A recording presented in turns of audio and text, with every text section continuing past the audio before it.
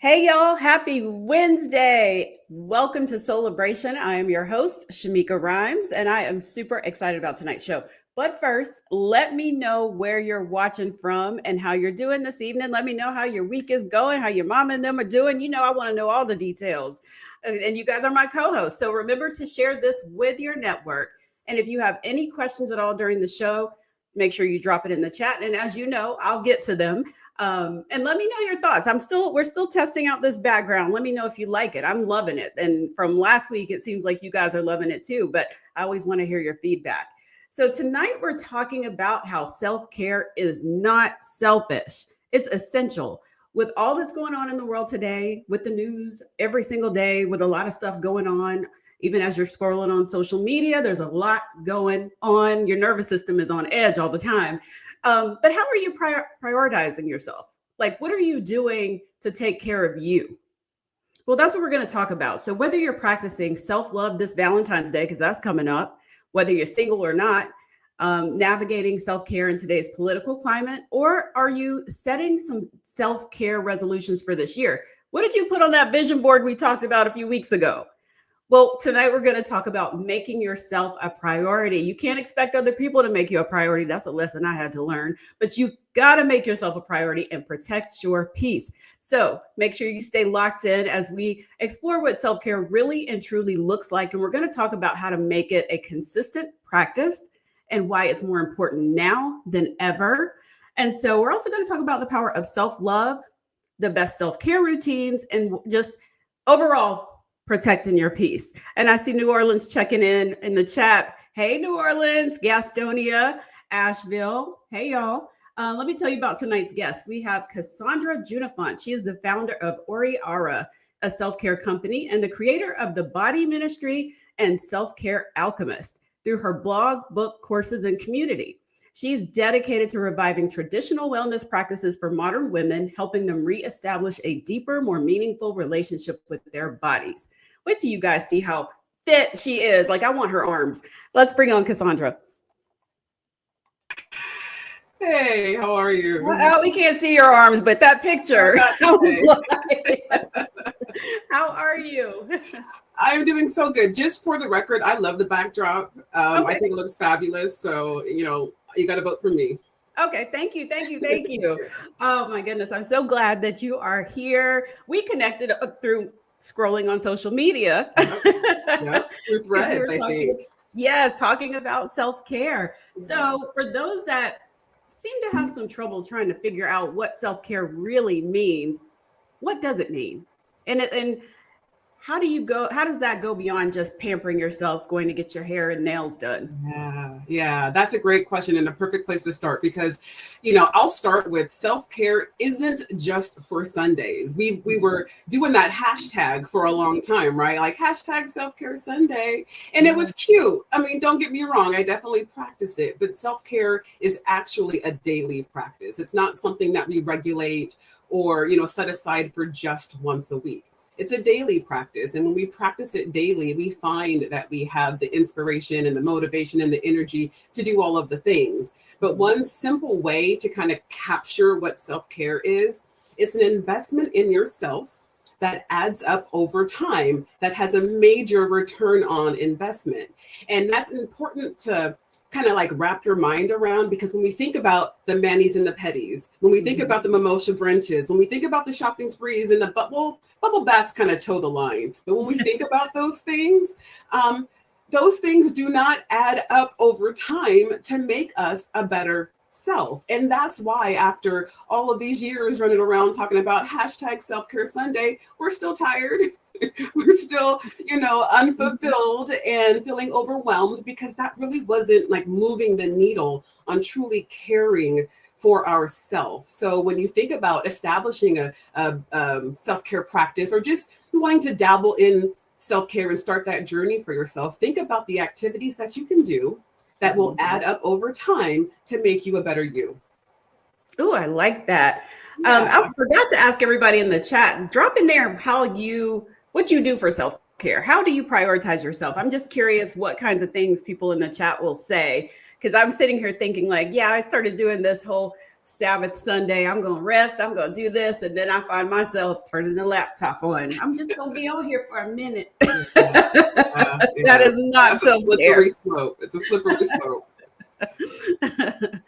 So, do you think self-care also is the same thing as protecting your peace? Because I know, like, right now it seems like so much is going on and you have to, like, for me, I know I can't be on social media 24/7 or even for an hour like I was before, because Mm. there's just constant news every single day that I have to maybe pop in, check my mentions, do a post, and then get out of there. Yeah. No, for sure. It's definitely including protecting your peace because when our peace is disturbed, it feels like an emotion, right? Like it's something we can identify. We can use a word to identify it. It feels like stress. It feels like frustration. It feels like fear. It feels like anger. It feels like all of those things. And we use words to describe those things, but those very same things have a real material, physiological effect on our body. Like we forget that our body is keeping the score. I don't know if anyone's ever read that book before, but it's a magical read and it really drives home the effect that these emotions and our experiences have on our physical body and our physical health. And so, absolutely, protecting your peace is definitely, I would say, at the foundation, part of the foundation of self care. I actually have a hierarchy of self care. And, it's kind of like, have you heard of Maslow's hierarchy of needs? That sounds It's familiar, but I that don't know where I heard it from. It it's sounds familiar. yeah, it's something we learned a gazillion years ago in elementary school, maybe middle school, talking about how people feel motivated by different apps. It's a psychological tool that measures different motivations for people. Well, I Mhm. developed a hierarchy of self care, and it's a similar model where it's like a triangle shape, and at the bottom, at the foundation of that pyramid, are the basics of self care, which I define as rest, water, good food, movement, and knowledge of self. And protecting your peace, I think, definitely falls into that knowledge of self category, and paying attention to when our peace is being disturbed, and paying and saying no, and kind of setting some standards for how we want to feel and carry ourselves throughout the day. So 100%, protecting your peace is really, really important. Okay. I'm Yeah. cracking up because you're like, we learned this in elementary school. I was like, maybe I wasn't there that day. You didn't miss much. So, how can someone figure out what self care looks like for them personally? Because I've seen people online, and I was one of them. Like, what are hobbies? What do y'all do for hobbies? Like, what do all these questions, and I see those same questions pop up all the time on social media. So, how does someone figure out what self care looks like for them? Yeah, so there's so many ways because there are so many things, and going back to that hierarchy would definitely help kind of ground us in again what self-care looks like. But and I don't know if this is a spiritual leaning crowd here, but I mean self-care really does come back to being a very spiritual driven activity and practice that we have. Self-care is a spiritual practice, and so Mhm. to get started, I think it will help to be able to reflect on yourself as being a spiritual being, as being someone who is a soul first, who just so happens to have a body. We're not bodies that just so happen to have souls.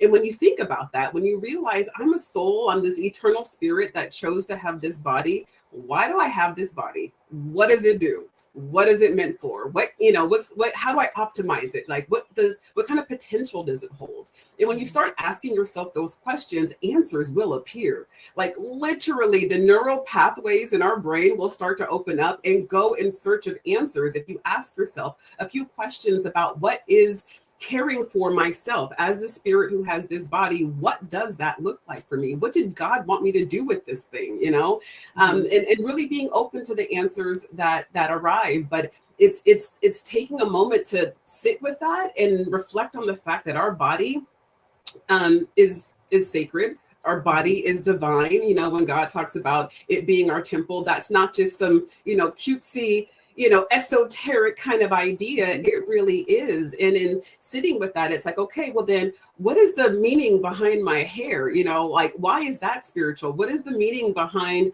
my arms and my legs, my teeth, my skin, all of the parts of our body, and just getting curious. And I think that curiosity will take us to the answers to what is, self-care look for you, because we have things about our body that we're fascinated in. We have things about our body that we're proud of. We have things about our body that we just, we're more inclined to. And so, for example, if you're someone who's like feels really strongly about dental hygiene, start getting curious about, why do we have teeth, and what is the spiritual and magical, purpose behind having teeth? And you'll come to find that our teeth are these, storehouses for resolved emotion in our body. And if you're someone who's particular about your teeth, maybe there's some unresolved emotion there that you can spend some time working through. And so a self-care practice for you would be, while you're brushing your teeth, as opposed to, we're supposed to spend 2 minutes brushing our teeth. Right. So as opposed to doing that, just with no thought and no intention, spend that very same 2 minutes in brushing your teeth with intention of releasing whatever emotion's been stored up and stockpiled away and not being able to be free and let go, And so self-care doesn't come down to it being, well, everyone needs to do this one thing, or we all need to do that one other thing. It really comes down to, what do you feel called to do? Whatever that calling is, whatever that pull that you feel like, oh, I'm interested in this, or I'm curious about that. That is, that's your intuition. That is your divinity. That is that is God, the universe, spirit, whatever you believe in. It's that pull. It's that call saying there's something here for you. This is where we want to focus our self-care practices on. So, to circle back around and answer your question, I really think it starts with just getting curious, get curious about why you have a body. What about it is interesting to you? What about it, or maybe not even interesting, but what about it aches? What about it is painful? And go down that path. But ask yourself questions and get curious about what it could mean. And again, I promise you'll get answers. That's awesome. Because I'm thinking, when you were saying that, because now that I've heard this term twice, the habit stacking, it's like, when I'm brushing my teeth, I'm doing affirmations now, because I'm looking in the mirror, and it's like, okay, let me talk to myself for a minute, do these affirmations as I'm brushing my teeth and flossing, and, the whole dental routine. And even if it is, I only have that few minutes for that self-care, that's just, it may be, this is what I needed to work on, because like you said, asking yourself, what is it that I need? What is it that I need? Yeah. And the habit stacking is a perfect example of exactly that. And we tend to think self-care are these big activities that we have to make time for, when they really are these little micro habits that we are stacking on top of our everyday life, and that's another question that I get a lot is, how do I find time? How do I make this happen for myself? And you just said it. It's about kind of layering these behaviors on top of each other. It's taking the regular everyday activities that we do to care for ourselves and apply intention to them. And then it becomes a self-care practice that is quite literally magical. Absolutely. Yeah. Absolutely. I see a great idea in the chat, and thank you, Tamika Smith. I see love the background. Thank you. You guys, don't forget, let me know what you do for self-care.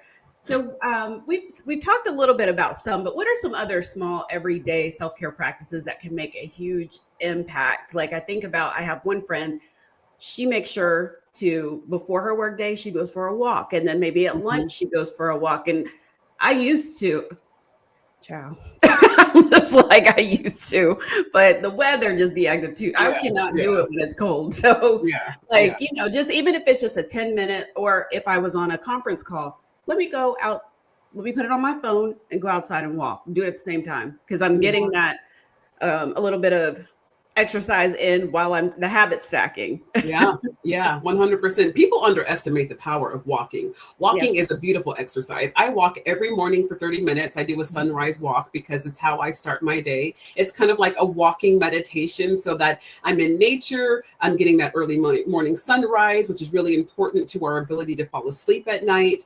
I'm praying, I'm talking to the stars, to the moon, to God. Like, it's a whole moment. It's 30 minutes to myself, and really creating that baseline of stillness and intention for me to decide what I want my day to look like. How do I want to show up to my day? How do I want to show up to myself? And just having that that time to myself in the morning is so important, so that as I go throughout my day and I feel myself veering off path from how I decided I wanted to spend my day, it's easier to navigate back towards me. Sometimes we wake up and just start going, and then our day just ends up going like this. And we look up before we know it, it's midnight. We haven't eaten, forgot to call whoever back, whatever the case may be. And it's because we've never taken that moment at the beginning of our day to decide this is what today is going to look like. And you then have that benchmark to be, using as a guide to get back to as your day proceeds. But taking a walk, morning prayer, morning meditation for that stillness that I just spoke about is so important. But other things that I like to point out that don't take any more time are things like going to sleep, getting 8 hours of rest, right? Like how many of us truly, if we're being honest, how many of us are truly getting 8 hours of sleep? And when we do go to sleep, we go to sleep grudgingly, like, damn it, I guess I better go to bed at this point. It's kind of this thing, and we still have all this worry on our mind. We still have all of these things that we're thinking about, and we don't even get a good night's rest. And so one of the best self-care practices you can do is go to bed in peace. Whether you want to journal before you go to bed and like just do a brain dump and get everything out so you're not worrying, or do a to-do list so that you're prepared to wake up the next morning, or you pray or you meditate and give it all to God, give it all to the universe, but get that out your head and go to bed in peace and get 8 hours of sleep. That would be a beautiful, self-care practice that, again, we're sleeping anyways, but we can do so with intention.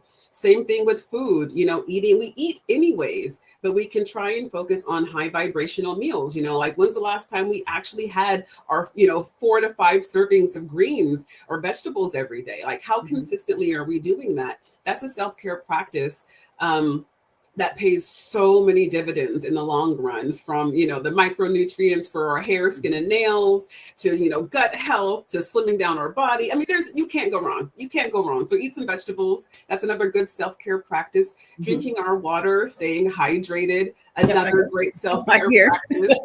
Absolutely. And the pro tip to drinking water is to bless your water. Water carries energy. Water is, it's not quite sentient, but it does hold memory. It does have memory, rather.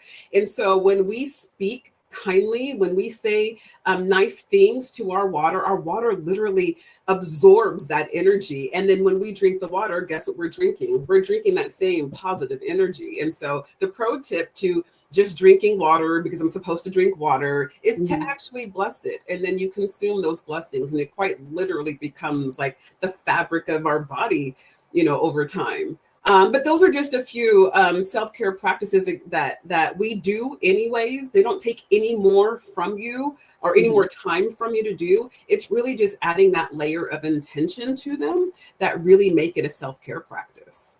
Okay. Let's see. Tamika Smith has a question. She said, so when we veer off of, how do we get back on track, even if you've already set the tone for today, for the day, because anything could happen, and everything your whole schedule may get tossed out, and you're just like, well, I didn't expect this to happen. I didn't expect this, but how do I get back into my peace? Yeah. A couple of things. One, a lot of grace. We got to start with grace. Just like we're human still, we're divine. I believe you're a goddess. I'm a goddess. Tamika's a goddess, but we're still human. And so we have to be, patient and extend a lot of grace to ourselves. So that's number one. But then number two, I always like to consider, it goes back to asking questions.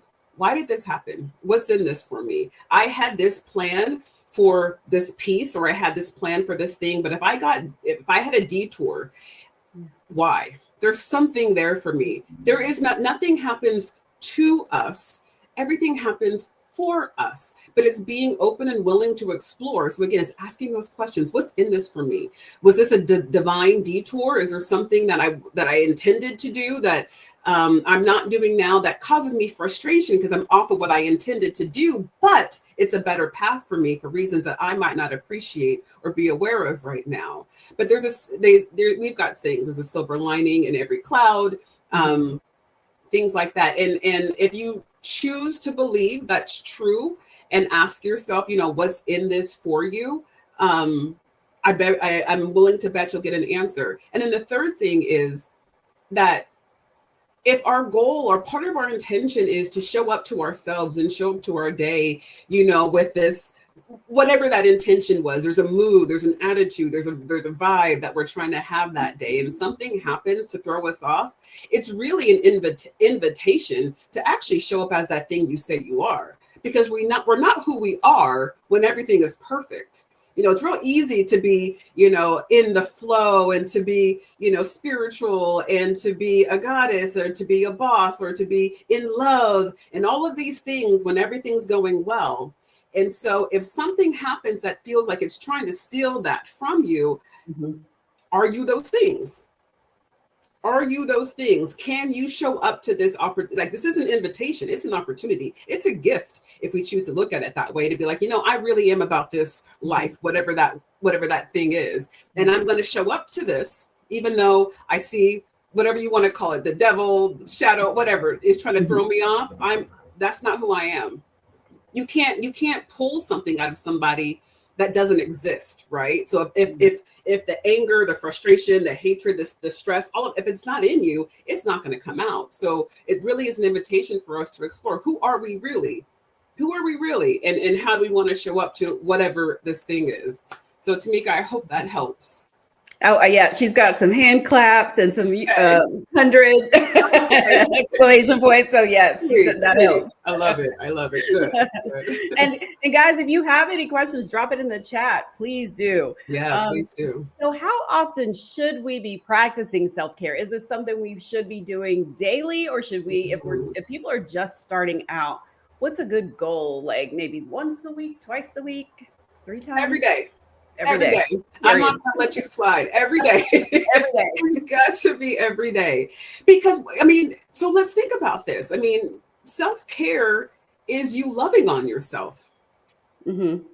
Why would you love on yourself less? What's more important? What are we prioritizing over daily self-care? I'd love to know, because I can't think of anything better than to prioritize myself, because how I treat myself is how the world is going to treat me, right? We can only attract and receive love or anything else to the degree that we love and treat ourselves that way. So I'm going to prioritize me all day. And like you started off the show saying, that's not selfish. Self-care is not selfish.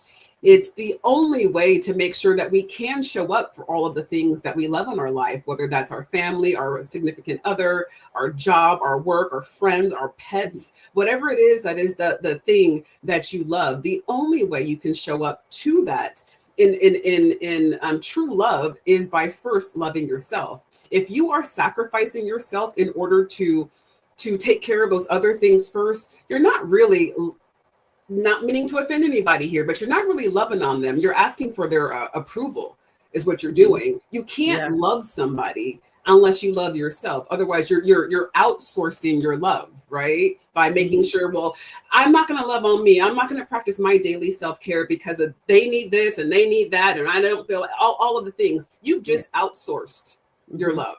So I'm going to come back to my original response of, you've got to practice it daily. You've got to practice, and you deserve to practice it daily. I just can't imagine what is more important than loving on yourself. Ooh, you were talking to me. You were just real loud right now.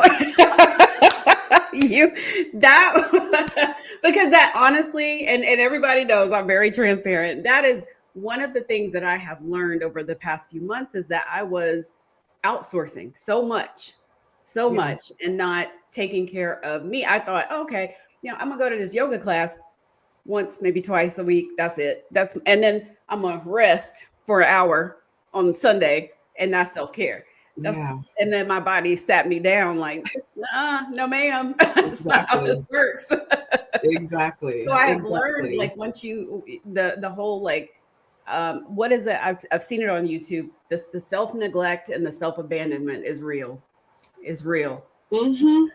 And it helps if we can think about our relationship with ourselves and our relationship with our body the same way we would think about it as a romantic partner. Like, imagine if your partner neglected you like that, or abused you like that. You'd be like, no, sir, no, that's not this.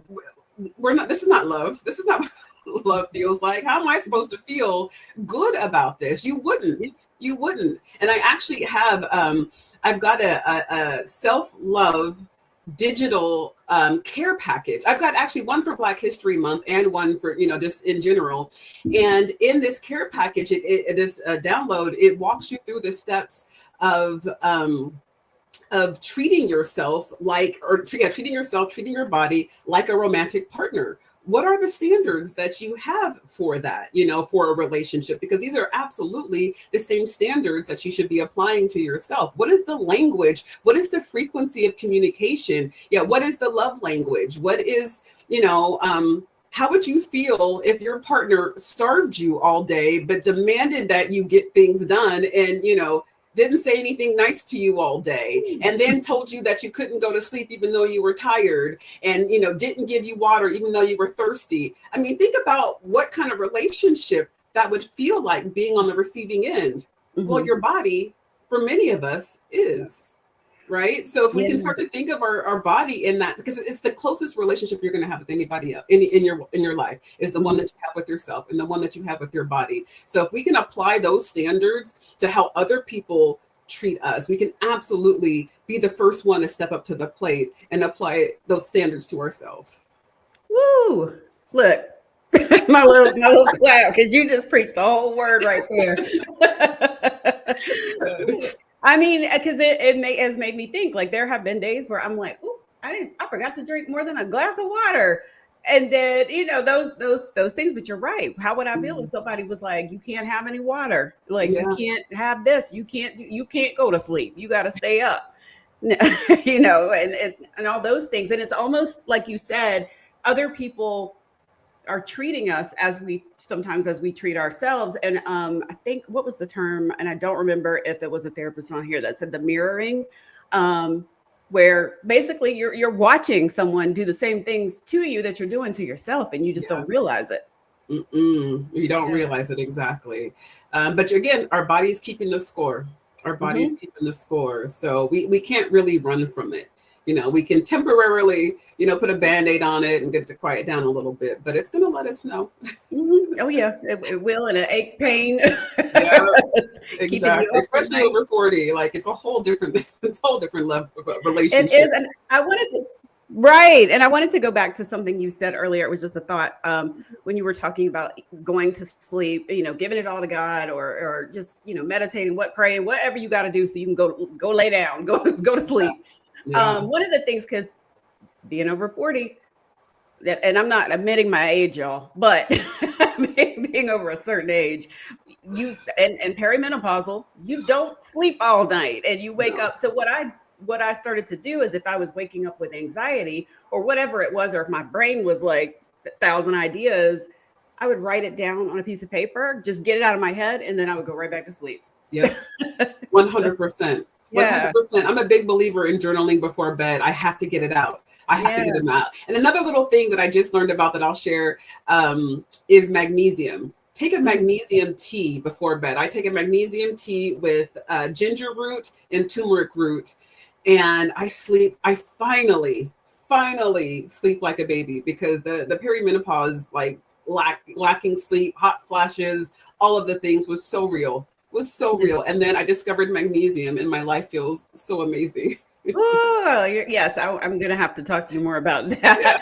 So what are some signs that someone is neglecting their self-care? Like, what are some other signs besides, and that they may not even realize they're doing it? So we talked a little bit about the water, the food, maybe not physical movement. Maybe they're just sitting at their desk all day, or, maybe they're, I don't know, sitting with getting the tech neck with the, like, and just scrolling all day, whatever it is they're doing. What are some other signs, like blatant signs, that may show, hey, you're not taking care of yourself? Yeah. I mean, it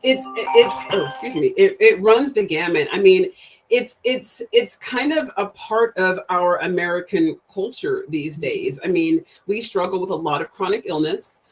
We struggle with, and that's on the big scale. Even on the smaller scale, we have women that are suffering from hair loss, right? Migraines, PCOS is off the charts. What else? but I think, there's everyone has their thing. Everyone Mhm. has their thing, or the way the body keeps the score and then it ends up manifesting shows up in so many different ways. Sometimes it has to do with your genetics, sometimes it's environmental. Mhm. But I would say for anyone, as opposed to looking for any one thing, because if I don't say the thing that you do, you're like, oh, I'm good. And I don't want Yeah, to go yeah, out yeah, here right. trying to scapegoat by that. So when somebody asks you, how are you? Mhm. How hard is it for you to answer that question? That's a dead Mm. giveaway. Yeah. If someone asks me, and I'm not, anything special or like, the queen of self care or anything like that, but I'm so ready to tell everyone how happy I am, how good I feel. Mhm. It's like that. It comes out. It's effortless. But if someone asks you, how are you? And they're genuinely interested, not the networking. They're asking you, how are you, as they're moving on to the next person kind of thing. Right. Someone's looking you dead in your eyes and they're curious. They love you. How are you? And if it's hard for you to answer that question, you're probably not practicing enough self care. Ooh, okay. Yeah. Yeah. Yeah. Yeah. I see Lawrenceville, Georgia checking in too. And she said, Patsy Walton, Graham Walton, she says, I love me some me. Exactly. Exactly. Love it. Exactly. You guys make sure you get your questions in. So with Valentine's Day coming up, a lot of people, me, get in their feelings about, everybody's coupled up. What are some ways, even if you are a part of a couple, and or if you're single, whatever it is, what are some ways you can love on yourself, especially on Valentine's Day, so you don't feel left out? Because even if you're a part of a couple and maybe y'all are long distance, whatever the case is, how can we love on ourselves on a day that's set aside for love? Yeah. Well, I would say we'll talk about some suggestions, but everything that we're about to talk about are things that can be practiced daily, right? Mhm. Like Yeah. this self-love that we're gonna give ourselves on Valentine's Day is the self-love that we should be giving ourselves every day. Just Yeah. want to put that out there. But one of the things that's also in my digital download, the self-love care package, is writing yourself a love letter, writing yourself a love letter in deep, deep, deep appreciation of all the things that you have seen yourself through. Your body has had your back 100% of your days. And we want to say thank you. We want to say, I love you. We want to say all the kind words that we don't have a chance to say, or we don't end up saying on a daily basis. We want to give our body affirmations, right? Like whatever it is. Some people might feel some type of way about this, but I think standing naked in front of the mirror is one of the most powerful things you can do, especially as a woman. And Mhm. and look at yourself. Like look at yourself. I remember hearing this statistic that, oh gosh, what was it? It was a large percentage of women don't have full-length mirrors in their home because they don't like looking at themselves full body. And I thought, oh my gosh, that is heartbreaking to Mhm. hear. So maybe if you're one of those women who do not have a full length mirror, Valentine's Day, go buy yourself a full Mhm. length mirror and look at yourself and begin to fall in love with yourself. Like face who you are and accept her. Like accept Yeah. who she is, accept who you are. That was two things. It was the love letter, the affirmations, take yourself out for a date or a good meal. Like I think creating the energy and creating the experiences that we want to have with a partner, creating those things first with ourselves, draws in like-minded people. In some cases it'll be a partner, in some cases it'll be just friends, but Mhm. you doing the things that set your soul on fire, you doing the things that show love, are going to attract more experiences exactly like that. So taking yourself out for whatever it is, the thing that you have been wanting to do but waiting to do with somebody else, go ahead Mhm. and do that thing by yourself. Whether it's like a super romantic, date to dinner in the museum, or a walk on the park or on the beach, or whatever your thing is, whatever that romantic thing is, do that for yourself first and give that love to yourself. Um, what else would I say? Did I say eat a good meal? Yeah, eat a good Yep. meal, Mhm. a high vibrational meal, hopefully. Get pretty, like I think I know that when I was in my single days, I didn't really believe in beautification that much. Like I just wasn't doing it for all, sorts of reasons. But Mhm. just get pretty, not because you want or need anyone to compliment you, but just because you want to see yourself that way. See, like, go ahead and get all dolled up and look at yourself again and be an appreciation of you. So yeah, those are a few ideas that you can do on Valentine's Day. But again, I think these are things that are accessible to us Mm-hmm. most days, you know, Absolutely. the affirmations especially. Yeah. And I did want to add, buy yourself flowers. Don't be waiting on somebody else to buy them. But I always buy myself flowers.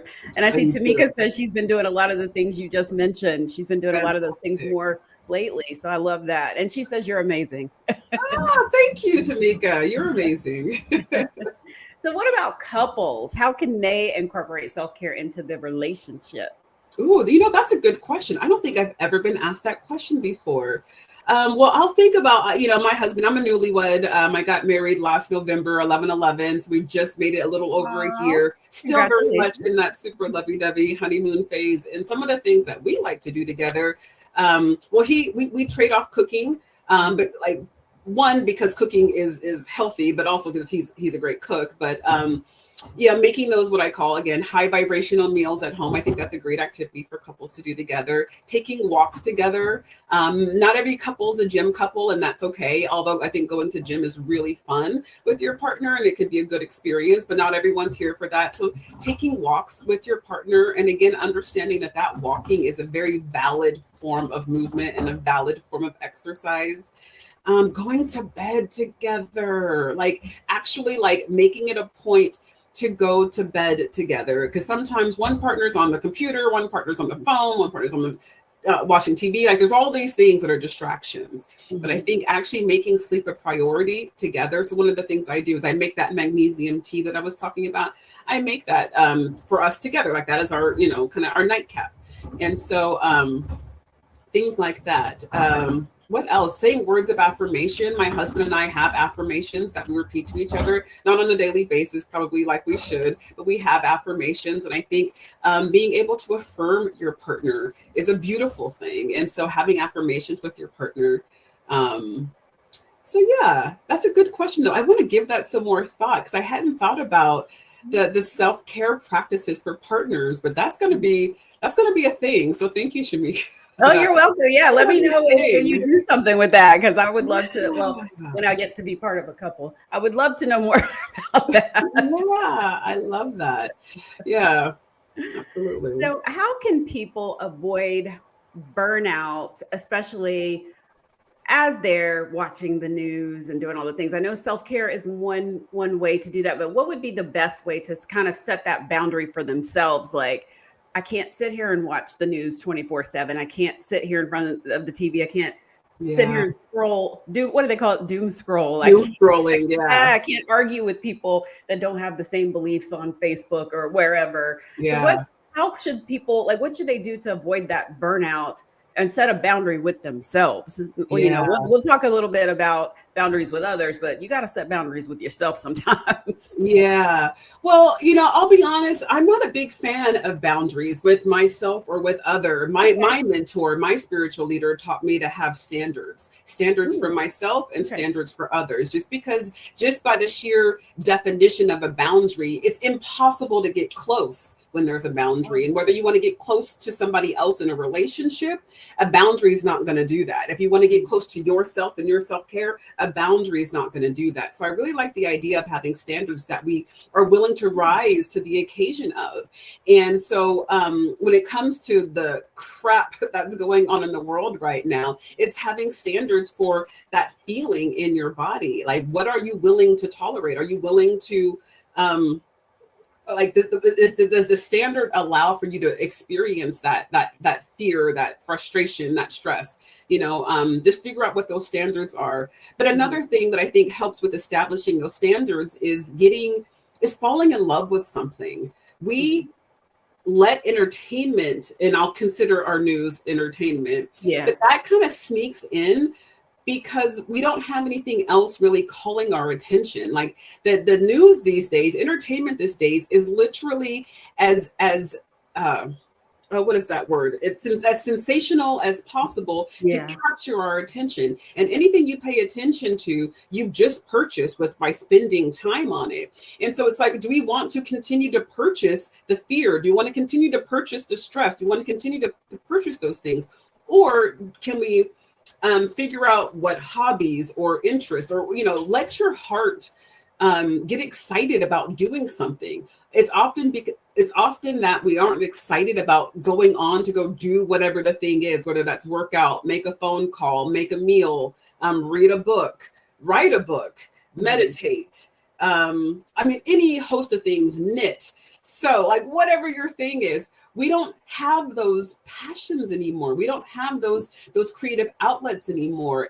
But when you do allow yourself to get like excited and inspired about creating or doing or connecting, you're not going to have the tolerance for the emotions that come up when we're watching news or we're watching entertainment that doesn't sit well with our soul. Like there's just no room for it. I can't tell you the last time I really sat down and watched the news. I pick up things here and there.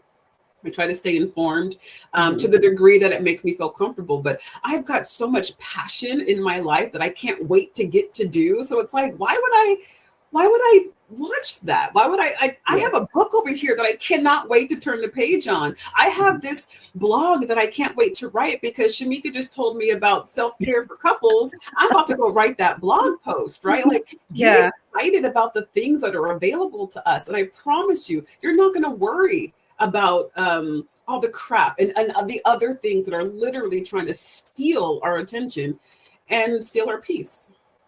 Oh, yeah. Because I, when you were saying that, I'm like, I get excited about putting the show together every week.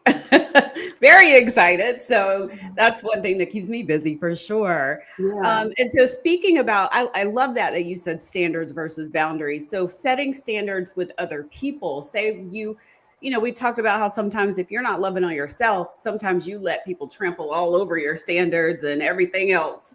So what is some advice for those situations? Yeah. Well, I'm a big believer in sovereignty. I can never make, and I don't want to make anyone do anything. I'm not here to make you obey my standards. What happens is you notice my standards. My standards speak for themselves. They can't be trampled on because they're a standard. So if my standard is to speak to myself kindly because I love me and I want to speak life and positivity into me, and I come in contact with somebody else who doesn't uphold that standard. It's not about telling them that this is my standard. It's not about trying to get them to respond in that fashion. It's simply not participating in that conversation because it's a standard. It's a standard. It's not and I think that's part of the beauty about it. It's something that we get to do. It's something that we get to embody, and people have the opportunity and the invitation to match that energy, right? But when they don't, it's, well, you're not my person in any way, shape, or form that person arrived to you, whether it's a coworker, a boss, a potential partner, some lady at the grocery store. It's just that you're not meeting my standard. You're not on my radar. You don't exist. Like this is not happening right now. And that's part of protecting your peace, right? I think when we try to fight for standards or fight for boundaries, we end up disturbing our peace. We get all hot and bothered and want to make a point in the name of upholding something for ourselves, but it really does more damage to us in the long run. That person clearly didn't care to begin with. So I think the best response is by protecting our peace. Upholding that standard for us and, going about our business and whatever that looks like in that moment. Yes, absolutely. Okay. Yes, it does. It does. I feel like we could talk forever. This has been such a great conversation. So is there anything you want to leave the viewers with when it comes to self-care as we wrap up? Yeah. So one of my favorite things that I like to make sure I share is a quote that I came up with. I don't remember even how, but it's when you have a calling on your life, you must protect it with your health. And we all have a calling, whether that's as a wife, a mother, a daughter, a best friend, a pet mom, a radio show host, an entrepreneur, a boss. We all have a calling on our life, and we have to protect that calling with our health. Nobody is asking us to be a martyr. No one is asking us to die. No one else is asking us to get sick or make ourselves unwell in the name of love, in the name of these other things. And, you hear women or just people running around talking about, oh, I die for my kids. I die for my job. I die for this business. I die for my parents or my partner. But nobody is asking you to do that. Well, you live healthy for them. I think that's a better mission. I think that's a better goal. And so, for whoever's listening, you've got a calling on your life. So protect it with your health. Mm-hmm. I love that. Yeah. So I always ask this question, last question. Okay. What feeds your soul? Ooh, that's a good question. What feeds my soul? Mm-hmm. Yoga. Mine too. Yoga, for sure. Yoga absolutely feeds my soul. Like that's my primary form of self-care. It's everything. Like I want to sometimes be like, no, it's not everything, but no, it really is everything. It really is everything. Yeah. Yeah, I agree. Now I'm nosy. Now I want to know what type of yoga do you practice? Yeah. So I started off practicing hot yoga. That was my introduction to yoga, which is wild. People are like, "That's where you started," but it was, and I loved it. But then over COVID, my studio shut down, the one that I used to go to, and so then I started practicing yin yoga. And I fell in love with yin yoga because I love vinyasa too. I love a good flow, but yin yoga really is more about holding the poses. And I have a background in bodybuilding. I was a bodybuilder for 5 years. I went pro in 2016, and I really love like flexing and strength, and yin yoga is the perfect combination of exercising that strength and really like the mind muscle connection is so I can eat it up, but at the same time, it's the breath work, right? It's the being present. It's all the other things that we know yoga to be. And so, I fell in love with yin yoga. Oh, I'm gonna have to try that. I've been doing the flow. I go slow flow is my jam, and vinyasa flows. So I'm gonna try that one. I'm gonna find a class for that one. Yes. So have you done hot yoga yet? Absolutely not. I'm not doing that. I'm at the age where I cannot be hot like that. I know, right?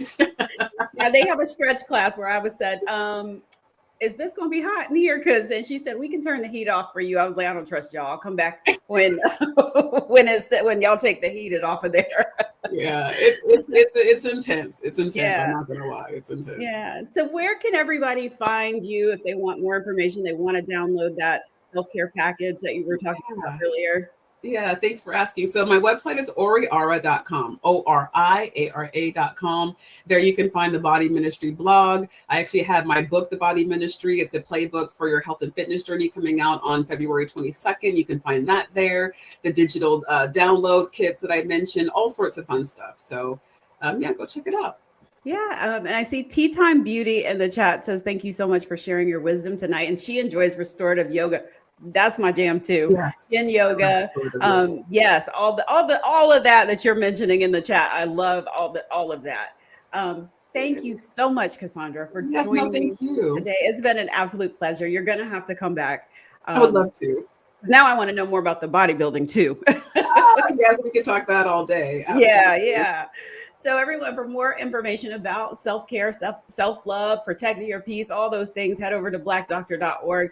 There's articles and resources over there. Now, next week with Valentine's Day coming up, some of us are we did put love on our vision boards. Don't act like I'm the only one that did that, y'all. We talked about this at the beginning of the year with our vision boards. And if you don't remember that episode, go check it out. It's with Coach Erica Shorty. But we're going to be talking about next week. We're talking about dating with intention, because that's a thing I think that gets missed. So we're going to talk about that. And I'm excited about next week's guest as well. So have a soul-filled rest of the week, and I'll see you guys next week. Have a good night.